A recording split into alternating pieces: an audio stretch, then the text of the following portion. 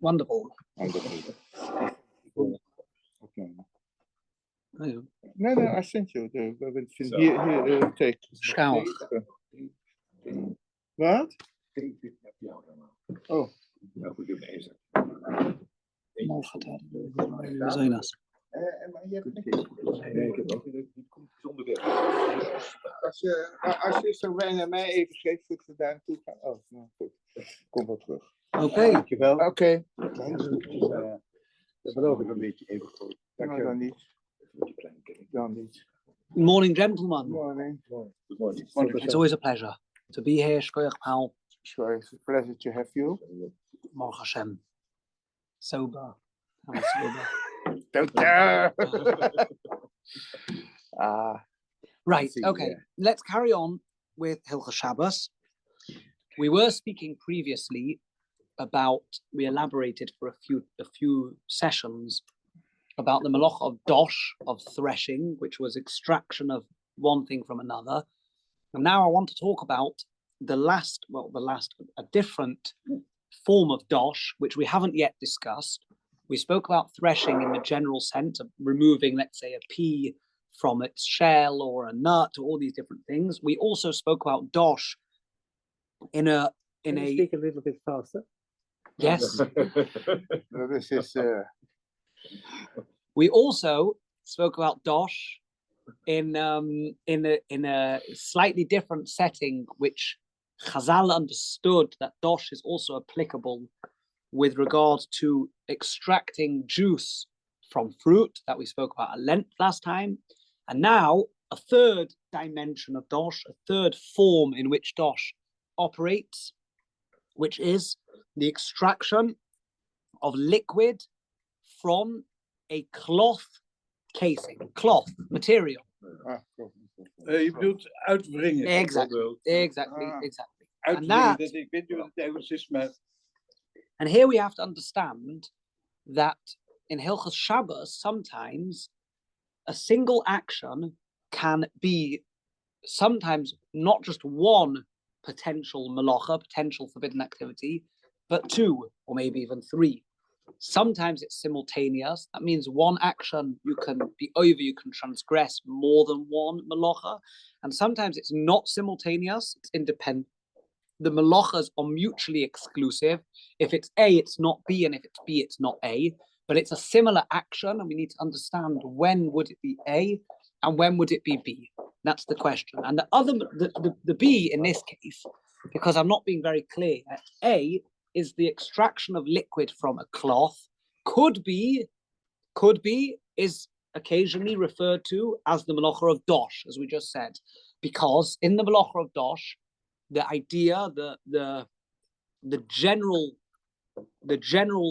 nature of the Meleches of Dosh is that you remove something from the thing in which it's encased, and the thing you removed is desirable, you want it, and the thing it's encased in was just holding it back, like the shell, the nut in the shell. However, if you extract liquid from cloth, you might also have transgressed the Meleches of Melabain, which is laundering. Now, Melabain is far later. We haven't yet reached Melabain. We'll get there, Be'ez Hashem, in about 5 or 6 years. I hope, Be'ez Hashem, in good health. But Melabain, no, probably a bit before that. But Melabain... It has to be. It has to be, yeah. At my age, it has to be. Be'ez Hashem, it will be in good health. Be'ez Hashem, it will. But Melabain is laundering. Now, what laundering is in some way the same thing. When a person launders in the Mishkan, let's talk about how it occurred in the Mishkan. In the Mishkan, the various materials that were used to create the tabernacle, to create the coverings and the garments and the big day kahuna, the clothes that the Kohen wore, these garments would have to be made from natural materials. And the way in which they were made was the wool was sheared from the sheep, the wool was cut from the sheep, but the wool is dirty. Yes, the wool isn't clean, so it has to be washed.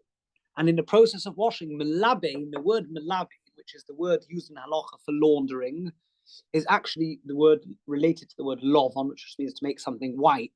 Now, not always when we launder do we make things white.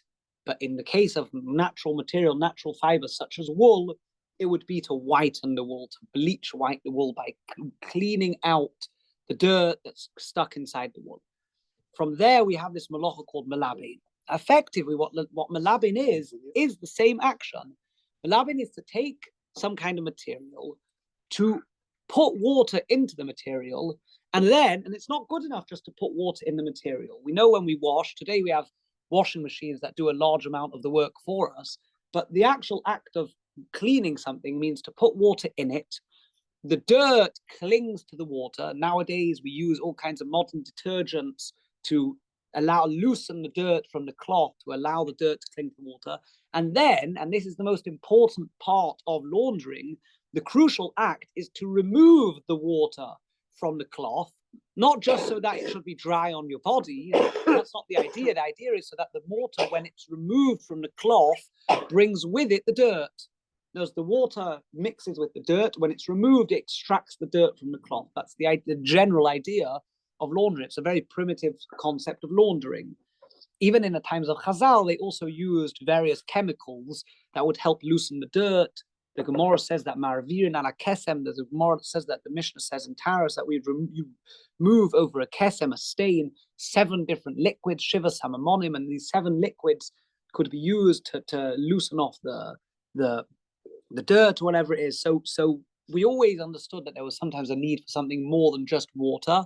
But the idea is that once the water is squeezed out the garment, then it cleans the garment. So in fact, we've now established that having a cloth full of water and squeezing the water out could be dosh.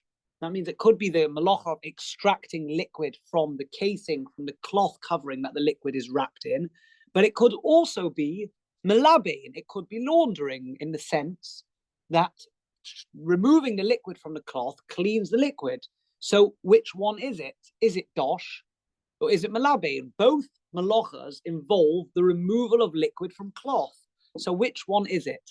Should it be only one? Exactly, you're absolutely right. It could be more than one. You could have one action, and I'll give you an example of that.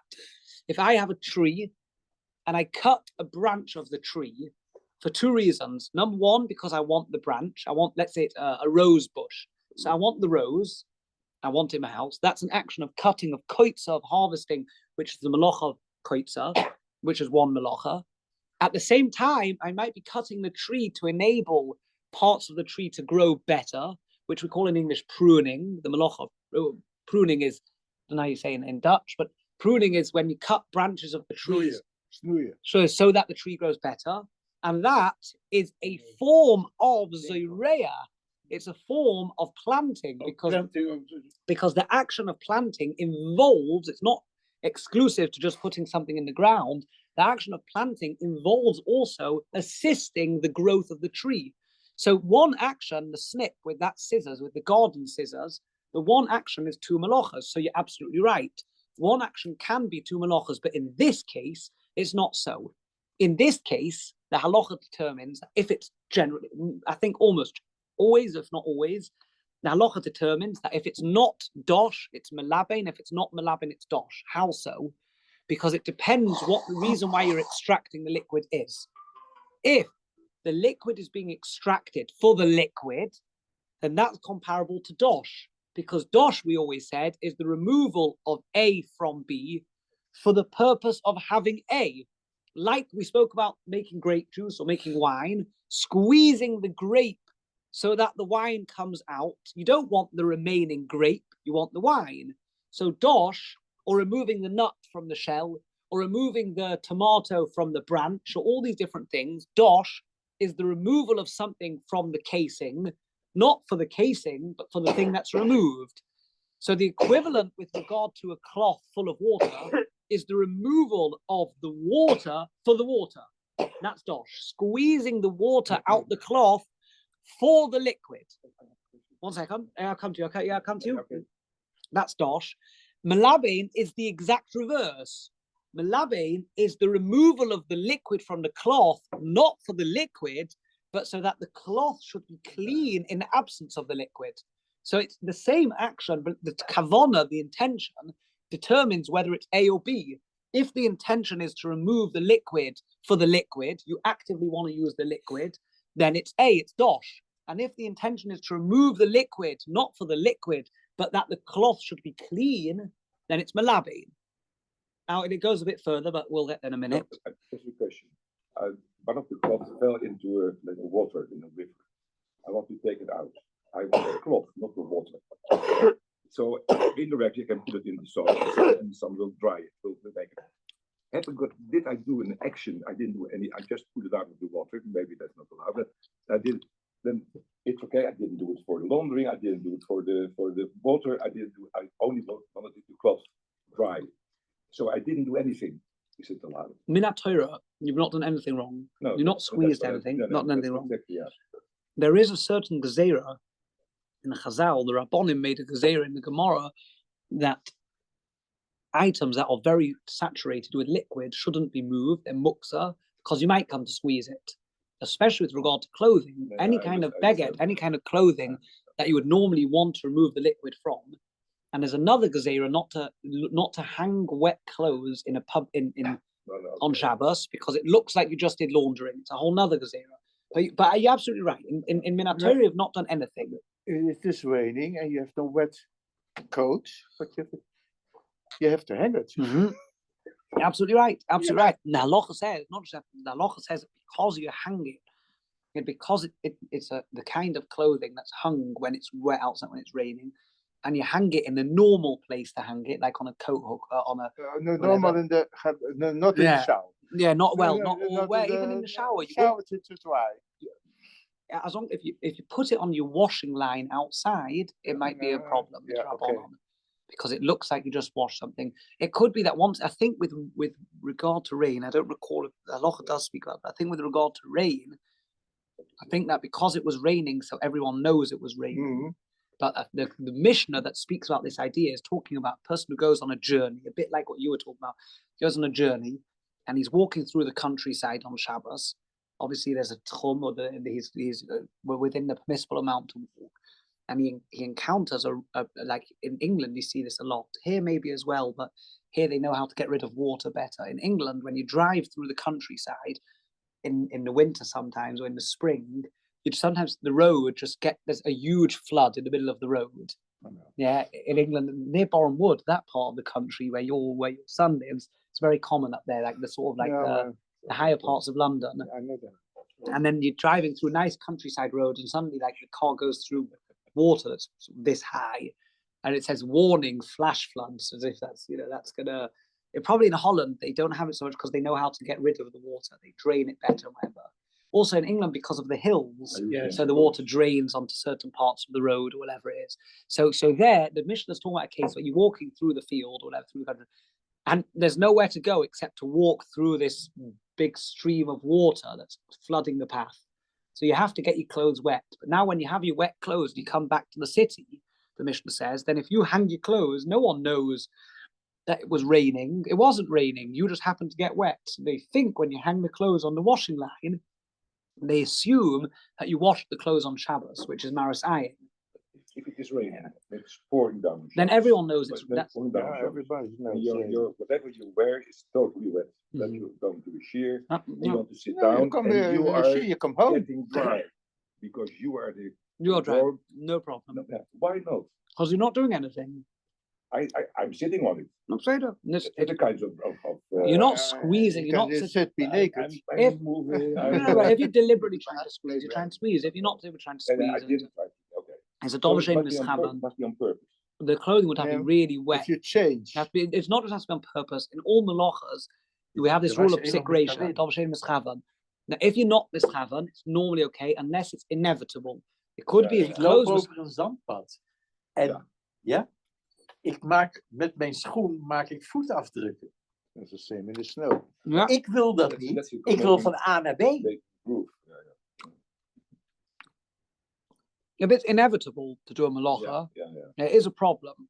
In the snow, for example, it's inevitable. Je kan het vermijden. Niet naar school. Geen probleem. Stay at home. It's lekker thuis. It's a very good point. The question is, why is it no problem? It's no problem because you do it and I do it. The question is, why is it okay? Het was mijn bedoeling niet. Slow down. When you squeeze snow, you're also doing something wrong. It's another form of squeezing. We haven't spoken about that. Squeezing ice. In the case of snow, the Shulchan Aruch says you're allowed to walk through the snow because he's got no other option. Now that's itself something quite novel, because just because you have no other option doesn't mean you can do a melacha doiraisa. The answer is that it's not a doiraisa. It would be drabonon, because you're not squeezing the snow for the snow. And in the sand pit, you're not making a print for the print. So it's actually a kilkul. It's a destructive act. It's not constructive. Digging in sand is constructive. It's digging. But making a footprint in sand is not desirable whatsoever. So but in any sense, it would be a melacha kalachayad. It would be an unusual way to do a melacha, because you don't normally dig with your feet. So it's unusual to do a melacha like that. That degrades it one level. It's kilkul. It's not desirable, which degrades it again. And now you can't avoid it. Yeah. And now you can't avoid it. So basically, but you're right. All these things that we do are often because in the first place, it wasn't the highest form of melacha. Now, in your case as well, even if your clothes were so wet that sitting on it would inevitably remove the water, but one would have to ask oneself if it's inevitable and one wants it, or inevitable and you don't want it. Ja, want blote voeten naar school, want zodra je eruit komt, je plet je sokken en je wringt ze uit. Yeah, No, that's not allowed. you can't squeeze it out. You can't. No. You can't Ik kan squeeze. ze ophangen, maar dat mag ik weer niet. Je kan het laten drogen natuurlijk. Ja, je mag toch schone sokken aandoen. Jawel, maar ik kan mijn schoenen in zool zo ophangen. But you can't squeeze it. Nee, mijn sokken wel. The socks. Yeah. What sort of socks? Ja. Can't squeeze it on Shabbos. Nee, maar ik kan ze zo ophangen Yeah, als ze nat zijn. that's right. That's a In different thing. zool. Nou, dit in de VCA. Anders kan je niet eens teruglopen. Wat zijn laarzen? Ik denk als een keer laarzen. Boots. Boots. And the rain drops in. And it stays higher in the boots that you still can walk. You squeeze it out every time you walk. No. Are you allowed to put the water out also? Because it's water for water. Pouring it out. Pouring It's out. different squeeze. We'll talk about the Okay. difference. Your special shoes, when it's Niet op de snowing, plantjes. to put it Dan on ben your je normal water aan het shoes. geven. Je hebt speciale schoenen om over je schoenen te doen als sneeuw. Ja, dat weet ik. Deze hadden dan niet Maar gekocht. dat werkt niet, want die gaat niet tot hier. Nee, dat klopt. Dat is interesting. Ik heb ze Topic ook, anyhow, yeah. Ja, dat herinner ik me. maar ze werken niet. Ze gaan niet tot mijn wiezen. All these things are discussed in the postscript. If you have boots and if you have shoes, your shoes are very wet. Then every time you walk, when you walk down the street, you squeeze. Now you feel it squelching inside your shoes. So it's squeezing, so that you're also removing. But there again, we're going to see you're not removing it to clean the shoe. It's not an act of Geen cleaning, probleem. and you're not removing it for the liquid either. It's just inevitable that bits are ever, so it's not the melacha. You pour it out. And you're pouring it out. You're not squeezing. Yeah, but we'll talk about that because it has to be squeezing, not surface liquid. We'll get there. We'll talk about it, Bez Hashem. But so the basic differentiation between dosh, squeezing liquid out of cloth, that's dosh, that's threshing, or squeezing liquid out of cloth, that's malabe, that's laundering, is in the case of dosh, you do it for the liquid. And in the case of malabin, of laundering, you do it for the absence of liquid so that the cloth should be clean.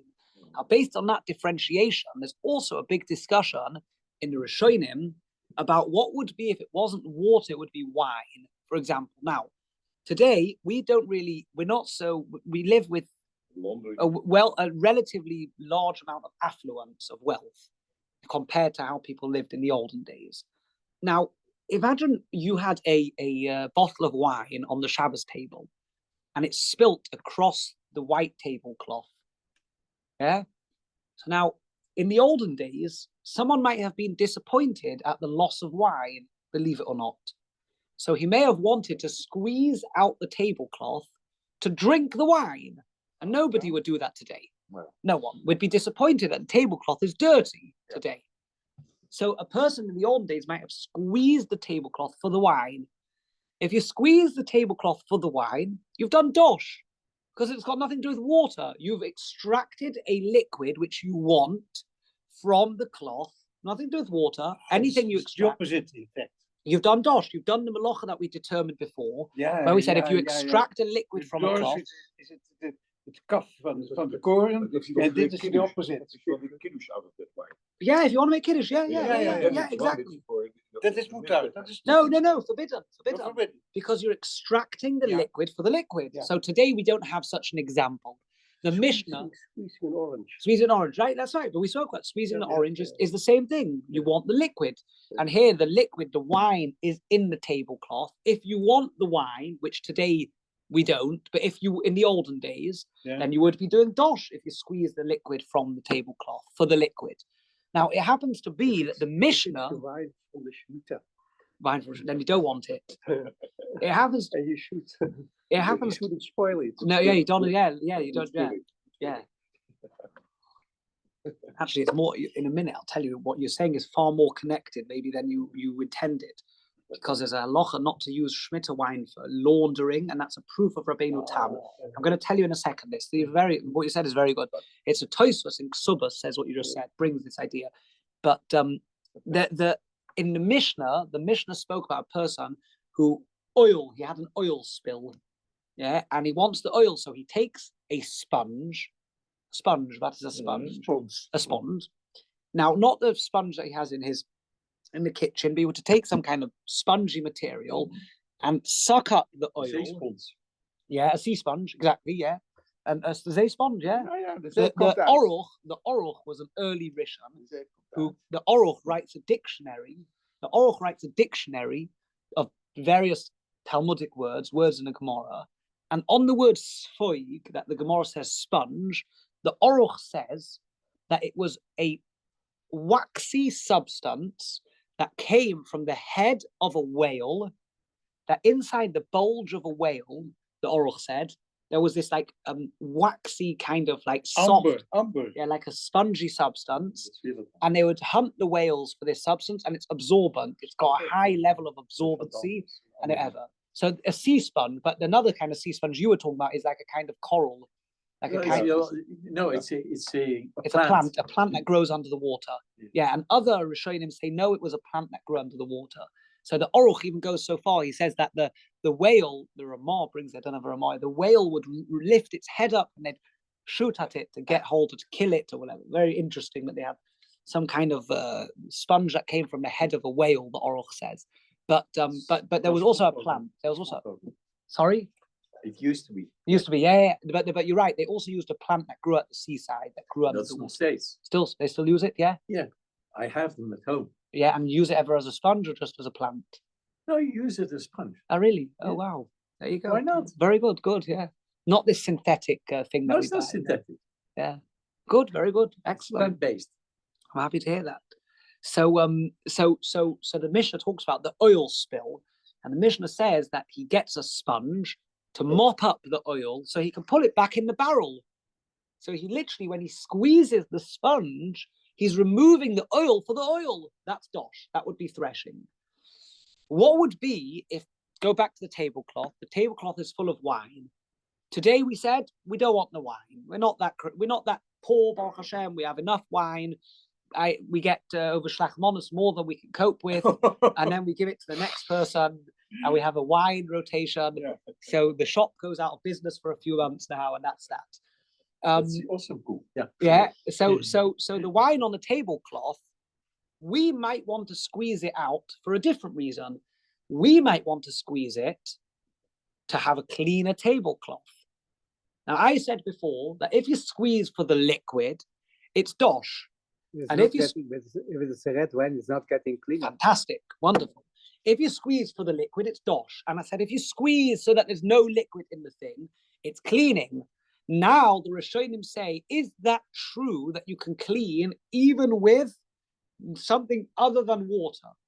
With dosh, with removing for the liquid, of course it could be anything. Water, wine, oil, whatever you want. If you want the liquid, you're removing it for the liquid.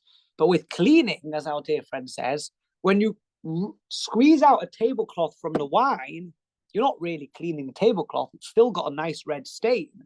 So is it? So there's a machloikas in the Rishonim if Zout. cleaning exists with anything other than water. Zout. In other words, can you, if you clean out the tablecloth from wine, one opinion says, like you said, well, you're not cleaning it because it stays red. The other opinion says, well, it's still less red and there's less water in it, and now it will dry a bit quicker and maybe be easier to clean afterwards because there's less wine in Pour it. salt over it. If you were to clean it, you have to eventually find a way to get rid of the wine. But just squeezing it out is, some Rishonim in one opinion says, yes, it's washing, it's cleaning because it's a bit better. And others say, like you, well, it's still red. Let me ask you a different question then. What happens if the red wine fell on a red tablecloth? Yeah? And you squeeze it out. Still is a different color. It's still a different color. It's still dirty. But is it as bothersome anymore? Now there's less wine. You might say, oh, it looks more the same. But we don't use a different color than white. Right, yeah. In the past, we did, some wine was on the tablecloth and we put some salt. That's what you just said, to remove the wine. And Yeah. that is On Shabbos. on Shabbos. And then what happened next? Well, no, it's easier to clean after Shabbos. Because it dissolves the liquid. Yeah. I'm not sure. I have to think about it. It's hachana maybe. The question is, Kunt ook it's very interesting. What's the chilek? You're not allowed to do it, you're not allowed to do it. Yeah. Whether it's for one reason or the other reason. Well, in this particular instance, there would be all this, for example, the wine spill, that today we don't do it for the wine. Are you allowed to squeeze out the wine for the tablecloth? Because it might be that it's not called laundering in the first place. If you do it for the liquid, it would be a problem, but it could be that it's not laundering at all. And I'm going to in a minute get to another chiluk where you see that where you do squeezing for neither, then it might be mutter. I'll get there in a second. In other words, once we know the parameters of the malacha, then we can say when is it and when is it not. And soon we'll talk about that in a minute. We'll talk about different kinds of materials as well. We'll try and get it a little bit more practical in a minute, in a moment. But you mentioned before about Shmitter. There's a halacha with Shmitter, joking aside, Shmitter wine, that you're not allowed to use Shmitter produce for laundering. The Gemara says, La'ochla v'loy likvisa. You have to use it for washing and not for laundering. Says Rabbeinu Tam in Tosfos, what do you mean? What kind of produce are we talking about here? We're not talking about water, because water isn't Shmitter produce. We could only be talking about one of two things, wine or oil. And the Gemara says you can eat it, but you can't use it to wash your clothes. So you see that wine can be used to wash your clothes. So it shows us that even a red liquid, Rabbeinu Tam says, is called washing when you squeeze it out. Because the Gemara says that you can't use Shmitter wine for washing. If you can't use Shmitter wine for washing your clothes, it means that when you put wine in the clothes and you squeeze it out, it's called washing. But for Kiddush, why don't we use the white wine? You could, if you want, so that the tablecloth doesn't get dirty. Why not? Yeah, I sometimes use a white wine for Kiddush. Why not? In chasanas, by the way, joking, maar dat is voor een witte jurk. For the for the dress. In chasanas, the worst thing that you want is that the bride, the kala, spills red wine down her dress. So they always use white wine just in case a droplet goes on. You won't notice it as much. So you're right. Neem je brandy. There's a halacha that says, the Mishnah Berurah says, and this one, none of us have been able to get away with. I don't get away with this one. I've told my wife, but she doesn't listen. I'm joking, it's been recorded. But the Mishnah Berurah says that you shouldn't hold little children on Shabbos. You shouldn't hold little children on Shabbos because they might make dirt on you and you'll come to clean it. And cleaning would be a problem. So Mishnah Berurah says you should try to refrain from holding little children. I tried, and my wife told me, no way. And that was that. I'm joking, I didn't try, but you have to be careful not to clean yourself after. Sometimes you hold a child and they're already their nose and whatever, they're already, Baruch Hashem, it's a bracha. But Je kan de kinderen toch in plastic vervat pakken. Lekker rustig. Yeah. Doe je één keer. Yeah. When you talk about children, what do you talk about? What age? You shouldn't. Little babies who are very dirty always, that they put their nose on you and their hands are dirty, and then you look up and you've got, I know, I mean, I every day see stains and this and that. it's if you wear a jacket, it's worse because jackets need to be dry cleaned. You can't dry clean it every day. Yeah, your jumper you can put in the washing machine. But your jacket, so it's whatever. It's the joys, the fun and the The joy joys. you have to show. Yeah, so anyway, so laundry. So now we've established the basic parameters. Joy is not the children, the grandchildren. My mum always always says that she says that the grandchildren is you can have all the fun and you give them back when you finish. Yeah. That is. We should all have nachas, Ezra Hashem. A lot of nachas. Don't you worry about children and the adults are spoiling. Yeah. It's a certain age. Ezra Hashem, we should all have lots of nachas, Ezra Hashem. Now, getting back to the discussion. So now we've now said that if it's squeezing for the liquid, then it's called dosh, and if it's squeezing to clean, it's called melapin. Now, there's another relevant discussion with regard to these halachas, which is what kind of material. In other words, some materials are very absorbent, like tissue, for example. Tissue absorbs very well. Some materials are semi-absorbent. Some materials are not absorbent at all. They barely absorb. Die synthetische sponsjes die je gebruikt met right. Dat is moedhaar. We'll talk about the sponges. We'll talk because about it doesn't absorb. We'll talk about the baby wipes. We'll talk about the sponges. We'll talk about everything. But imagine I pour wine on the table here. Wine falls on this table. There's no tablecloth. To clean the wine off the table, it's cleaning, absolutely cleaning the table. No question. But it was never absorbed in the table. It's on the surface of the table. Something that doesn't absorb at all, you can clean. What do you clean it then? Okay, that could be another concern. In theory, you could certainly use your hands, certainly. And you could also put a cloth. I'll tell you how you can put a cloth in a minute. But what we, at least for now, what we need to establish is that removing the wine from the table is neither dosh, nor is it malabein. It's not threshing and it's not laundering because the liquid is absorbed into the table. Een houten tafel niet. Een houten tafel, ja. That's right. Dat is een tafelkleed. Nee, houten tafels absorberen. Stenen tafels ook. Ja. After a while, you can use it to make. Neem marmer. Marble, yeah. It absorbs. So and what about leather? Ja, maar je kan het niet wringen. A table of marble is quite common. Right. Even I think in older days. Right. And marble absorbs. When you put on a red wine on marble, it's finished. Yeah, the marble is finished. Start to go in. Yeah. Yeah, but you can't. The thing is that whatever you remove, you're right. But whatever you remove from the marble, you're not squeezing the marble. No. So you're only going to be able, right? So you're only going to be able to remove the liquid that's not yet absorbed. Yeah. You're just saying that marble absorbs. Fair enough. But what are you removing? Are you removing liquid on the surface? Or are you removing liquid that's absorbed? You're not removing the liquid that's absorbed. You hope to. Yeah. Well, whatever's still not yet absorbed. Yeah. But leather, the Mishnah says, leathers, the Mishnah tells us, leather also absorbs slowly. Also absorbs leather. Mijn schoenen niet meer. Yeah, but your shoes are absorbent, the leather, but they coat it with a waterproof. That's what he said. That's what he said. Yeah. Impregnate. Yeah, so that it can't absorb. But leather, raw leather, can absorb slowly. And the Mishnah says, nonetheless, leather is not an absorbent material enough to be called squeezing. So we've got leather and anything less absorbent than leather, or sort of hard leather, the Mishnah says.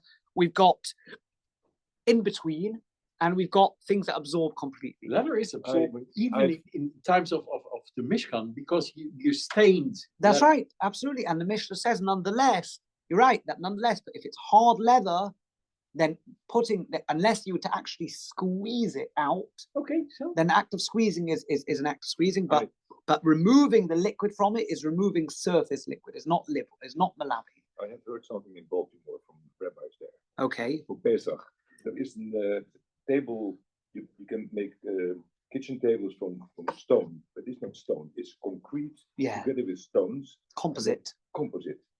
And the question was, does composite absorb or not? But with regard to they Elias, say no. Even so far, that for Pesach it's kosher. You don't have to cover it. Ik heb die dingen in Israël ook. Yeah. So there is something on the stone table that doesn't absorb at all, and even the ovens can come into it. So it's even they don't accept it in Holland, but it was in the box by now that it was accepted. that it doesn't absorb at all. Not at all. Nothing. It's totally flat, shiny.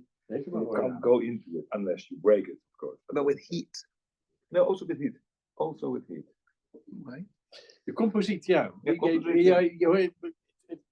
Dus er zijn materialen die het wel kunnen. Yeah, but it's I'm not saying harder than marble. Yeah. Marble. It's not marble at all. Nee, no. Marble is a soft, It's a composiet. It's kunststof met steentjes. Yeah. But there is not to disagree at all, but just to be aware that what we're talking about now is liquid that's being absorbed.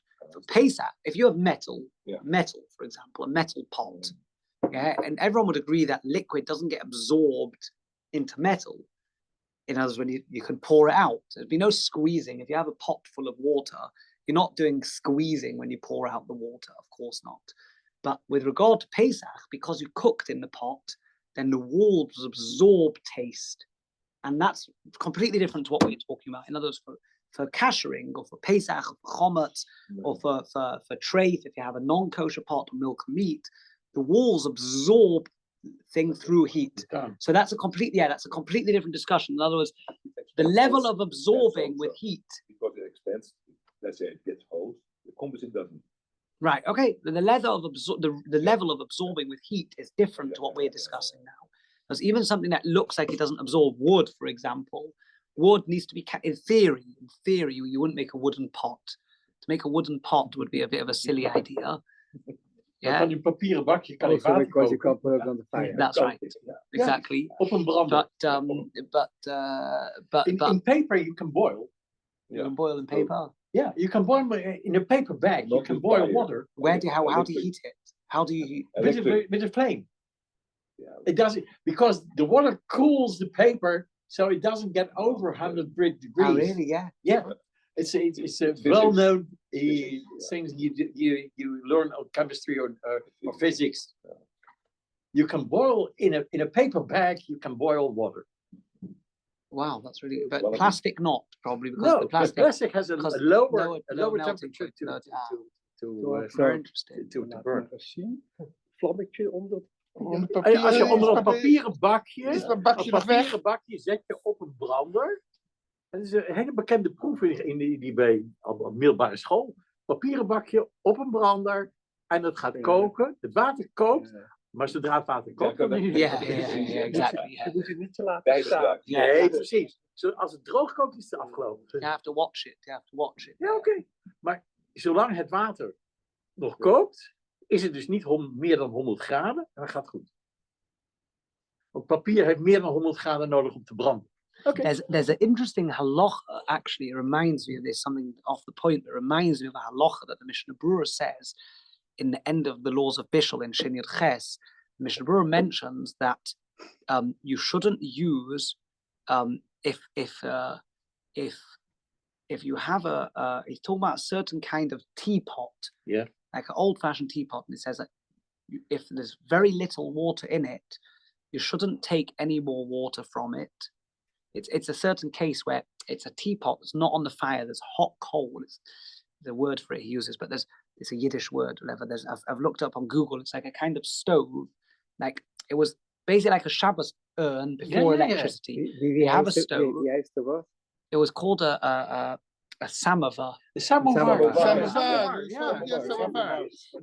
And he put a Russian or whatever it is, Russian. And he you would put in some of them, I don't know how they all, so he would put, there's a groove in the side where he'd put hot coal, in like a section in the side. So you'd have like a pot, and he'd have a flap here, and he put hot coal in it. So it's not on the fire, but it's hot.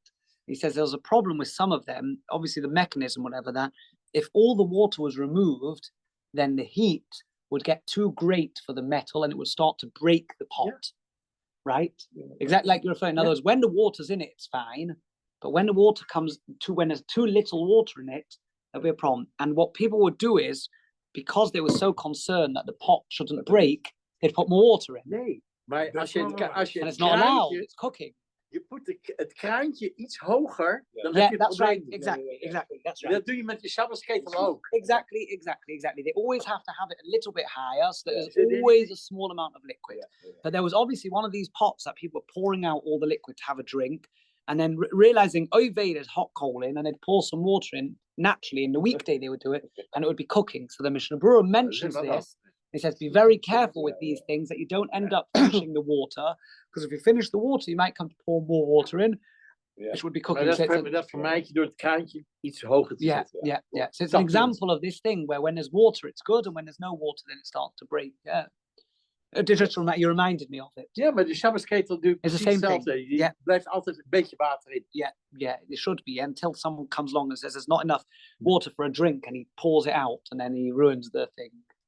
Yeah. Meestal can zit er dan een mechaniek in. So let's get back to the thing. You've got three kinds. Yeah, everyone's with me. You've got three kinds. Yeah, we're here. We're back in. Yeah, we're finished with the paper bags. We've got three types of materials. Very absorbent materials are forbidden to squeeze min haTorah. Semi-absorbent materials are forbidden midrabanan, and materials that aren't absorbent at all are not forbidden. Now that takes us. Terylene, nylon. That takes us to our modern day kitchen. Now, when we take a sponge in the kitchen and we want to do the washing up on Shabbos, want to wash up with the sponge, the problem is that, and this is something that people are often confused about, when the sponge gets full of water and soap and you squeeze out the sponge as you're cleaning the dishes, some people would say, well, we just said before that if you're doing it to clean the sponge, it's laundering. Well, you're not doing it to clean the sponge. You don't mind that the sponge is full of liquid. And if you're doing it for the liquid, it's threshing. What about if you're doing it, but the liquid's going to go down the drain? Now, this is an interesting discussion. There is an opinion in the Rishonim who says that dosh v'hoylech le'ibud, if you squeeze liquid and it goes straight to waste, to the drain? Straight to waste. I'll say what we mean by straight to waste. I'm deliberately saying straight to waste. Yeah, it goes straight to waste. Then you've not done dosh. Now, where does that come in? For example, sometimes you have what an example of dosh that we didn't mention. We mentioned, but maybe we didn't speak about much. Not so much to speak about is breastfeeding. Now, women are allowed to breastfeed on Shabbos certainly, but the extraction of milk from a human or from an animal is an act of dosh. It's threshing. You're extracting liquid from the casing if you want the liquid. Now, sometimes the animal or even a human being, a woman, sometimes is engorged. There's too much milk, and it's causing her discomfort, or it can make an infection or something. So she wants to pump the milk out, especially women early after birth. They want to pump the milk out so they don't end up with an infection, they don't get engorged. Now if you pump the milk for the milk, and as to put in a bottle to give to the baby in an hour or in 2 hours after Shabbos, then you're doing an act of dosh.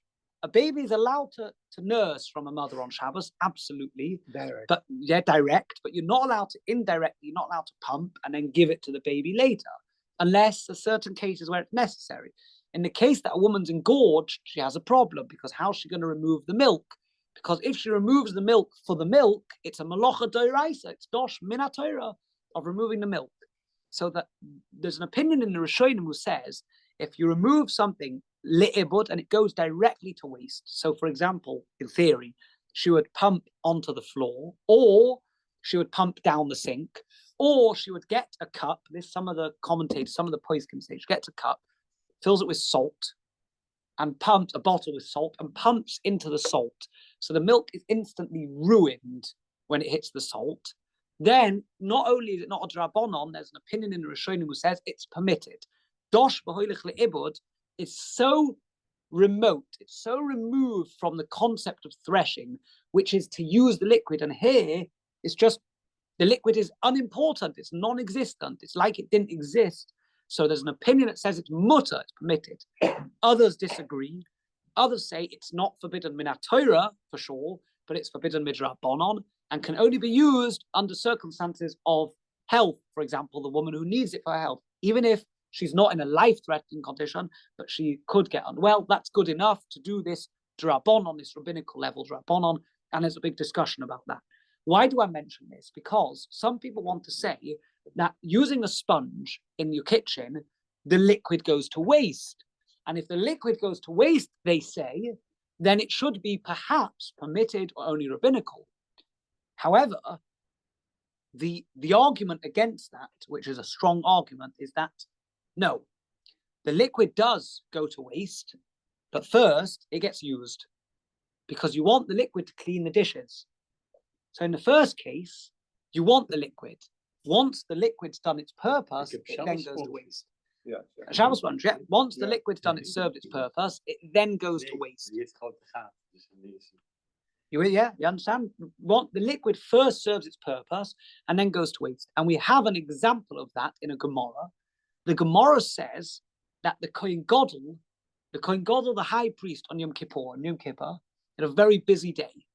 He went into the Kodesh Kadoshim and he changed his clothes multiple times and he did all the various korbanos. He was extremely busy and he was a mikveh and he was fasting like everyone was.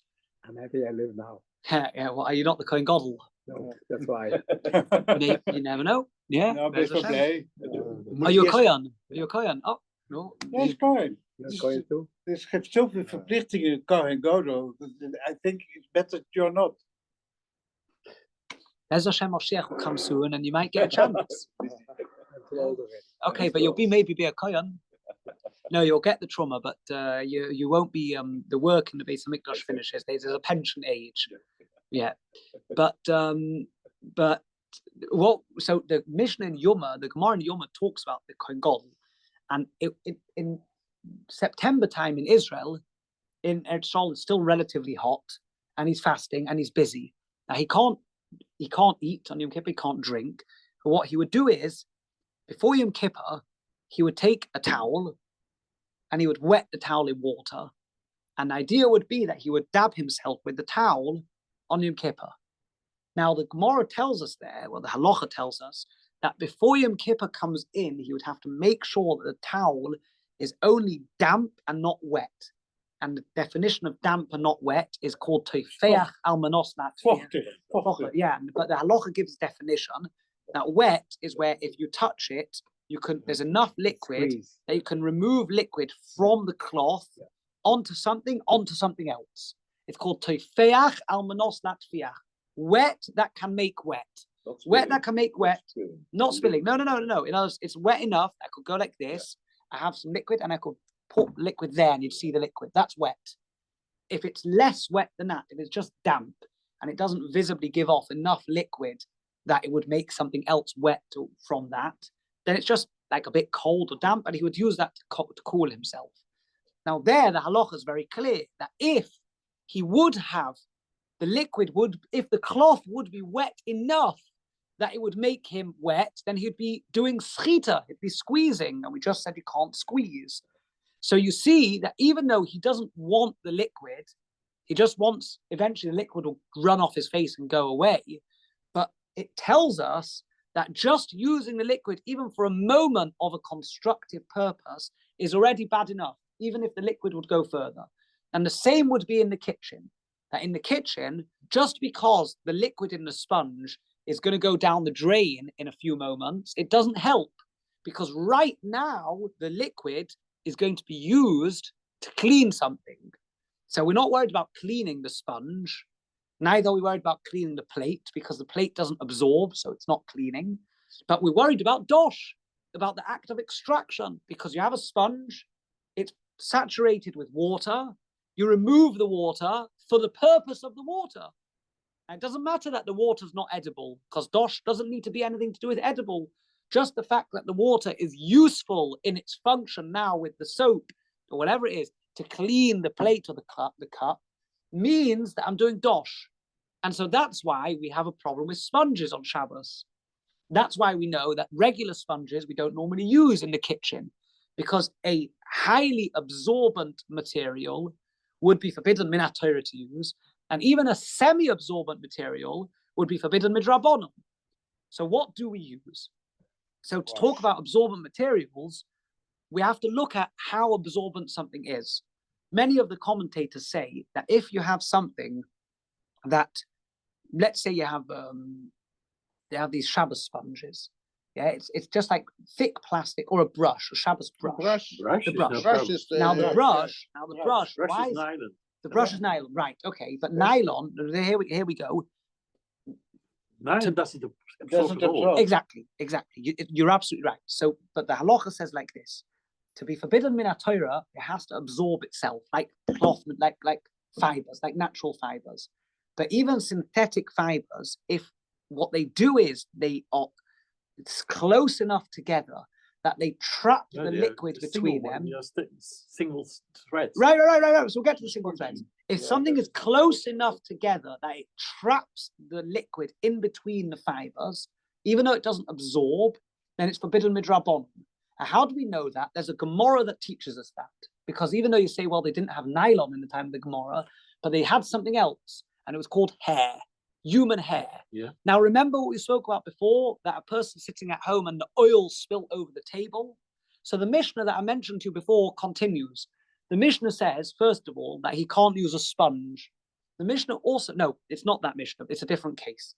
The Gemara talks about a case where a person needs to transport oil for a bris milah, for a baby, right? The baby needed oil to be smeared for the healing process. He wants to transport the oil.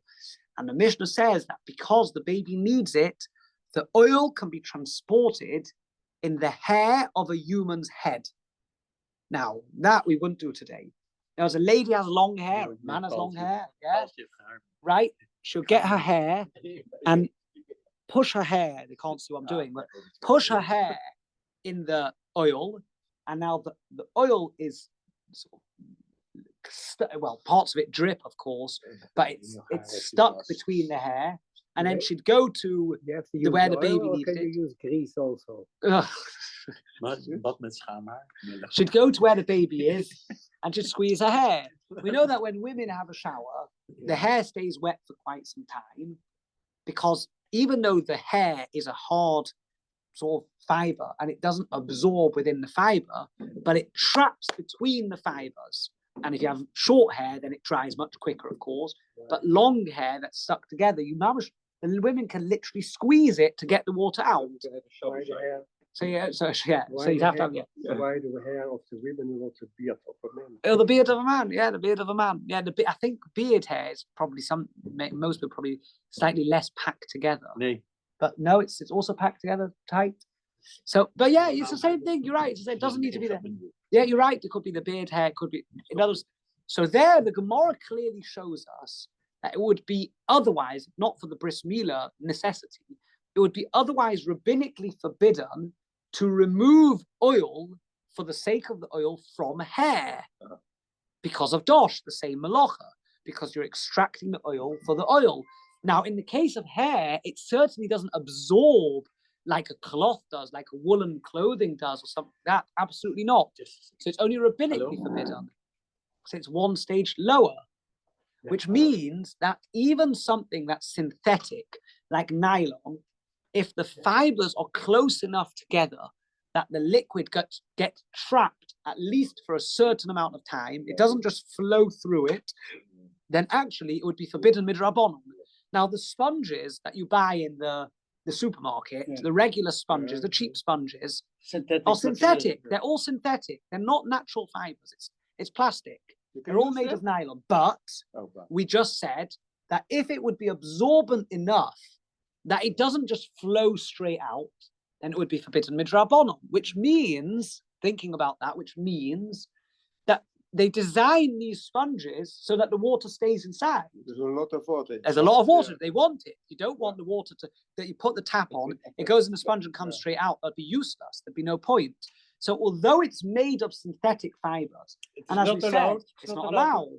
Although it's made from synthetic fibers, and as we just said, synthetic fibers won't be minatora forbidden, but because they trap liquid, like the hair traps liquid in the Gemara, they trap liquid between the fibers, so they're forbidden midrabanon, which is why we have something called a Shabbos sponge and not a regular sponge, because what the Shabbos sponge is an even lower stage.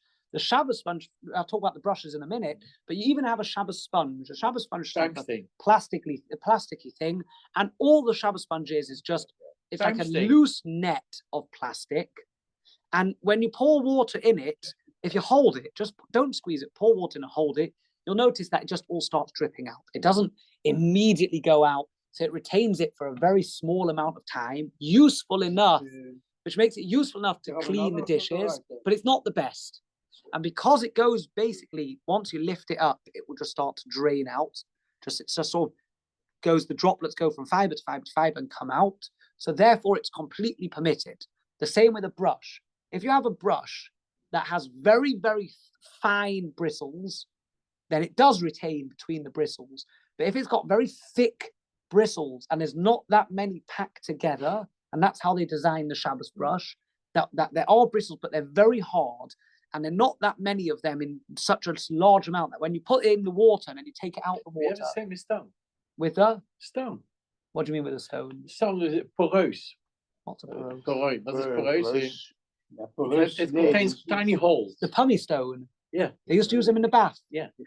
You know, people clean themselves with it. Yeah, pumice stone. Yeah. Pumice stone. Yeah. Do people still use them? Yeah. Yeah. I still use it, yes. My grandma. Why not?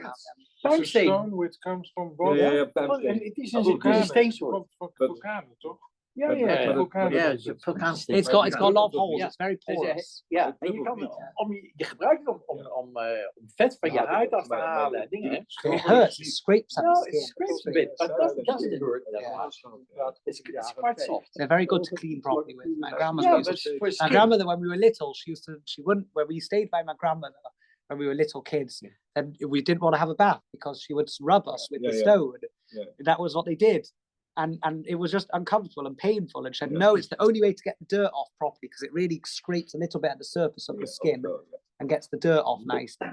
You know, and then my grandmother used to tell us that shower, maybe from your generation, maybe you heard this more than we did. When we were growing up, the older generation told us that having a shower is unhygienic because it doesn't really get rid of the dirt, and you just think you're clean, and and you have to sit in the bath and soak.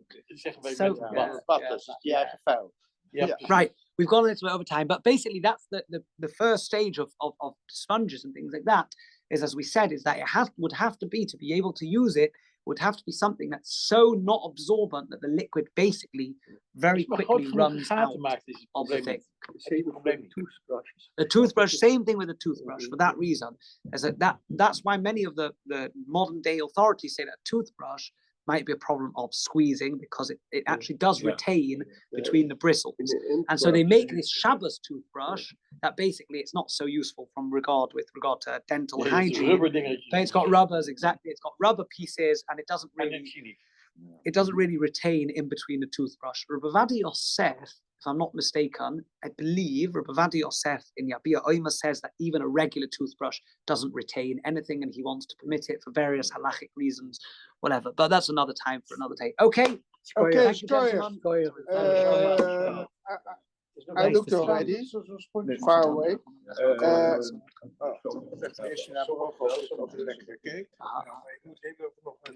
Maar hier, ik weet nog jou. Zelf absorbeert hij Nee.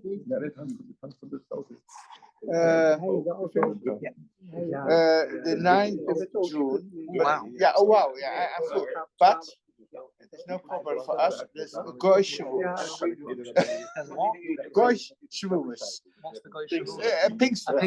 I don't know if you... no problem for us. Pentecost, yeah? Pentecost, yeah. 9th of June. 9th of June? 9th of the 6th. Let me set it in. 9th of June. Okay.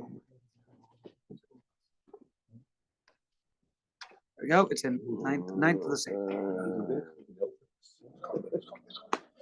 10 o'clock in the morning. Yes. 10 uur. 10 uur or here, or maybe he's closed. Thank you. Maybe at my home. Maybe Okay, here, very good, wonderful. Thank you. Shkoyach. I don't know who said thank you, but shkoyach to you. Tatjana. Tatjana, hello. Okay. Thank you. Have a nice day. Ja. You too. Wat? Wat moet je met de baby helpen? Andere kinderen zijn. Oké, nee, is goed. Sorry. Ik zal even een paar gamores halen voor. Even kijken. Even kijken. Ja, dat is mijn vrouw hier nog tot 12:30, maar dat wordt nu niet genaaid. Het wordt niet genaaid. Dus dan, Kan je hem. Ik ga niet naar huis. Ga ik om 12 uur weg. Dus ik Ja, kan daarom. Ik denk dat. Is er een shower? Ja. Ja, maar hij moet de baby en Jeff die houdt niet van geboren. Ja. Maar ik ga even een paar gamores erachteraan.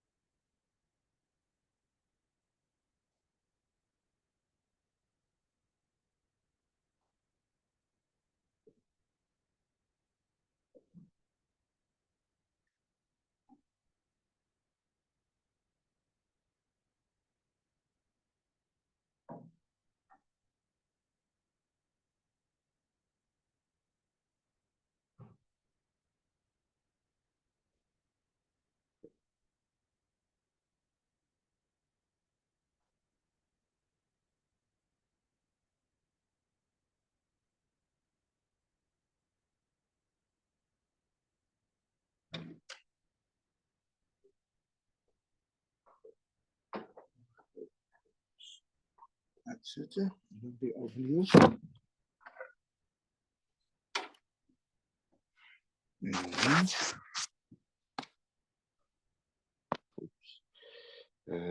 Opname stoppen.